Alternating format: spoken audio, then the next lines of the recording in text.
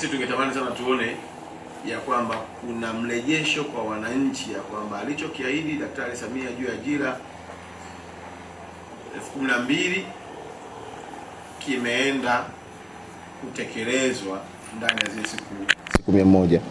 Na nakumbuka siku ile waziri wetu wa utumishi alitoa ahadi ya kwamba usaili utafanyika kwenye kila mkoa. Maana sisi tutaomba tu kwenye kila mkoa maafisa habari walioko kule wawe engine ya kuhakikisha kwamba usaili huo basi wananchi wanaujua, wanaelewa, sababu kazi ya serikali ni tofauti na kazi ya kanisa au msikiti. Ukitoa mkono mmoja, mfuko mmoja, mfuko mwingine unatakiwa kufanya nini?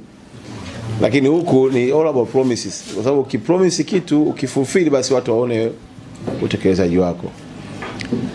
Lakini kingine ni kuwaomba tu tuendelee kumpa kila wazo lililo jema katibu mkuu wetu na naibu katibu mkuu, ili na wao waweze kuwa think tank ya naibu waziri, manaibu waziri na waziri wetu. Tusifungwe kwenye cheo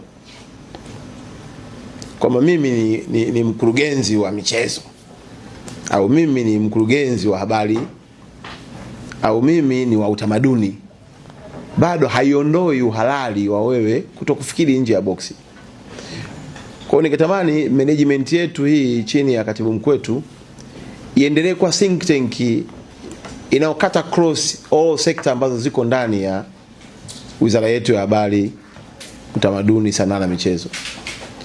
Itakuwa na afya sana kwa sababu kila mwenye wazo akilisema linaongeza thamani, linaboresha, na mwisho siku huduma inakuwa ni njema kwa watu.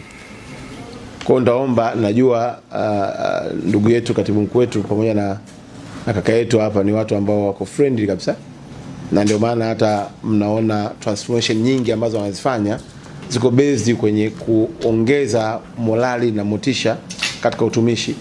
Basi sisi tuwape heshima ya kuwapa mawazo mapya. Yani kuna wakati mwingine sio dhambi kuwaza kama katibu mkuu. Unajua kuna wakati mwingine watu wanakuwa mimi sasa hapa nikisema hivi ataona kama nawaza cheo chake.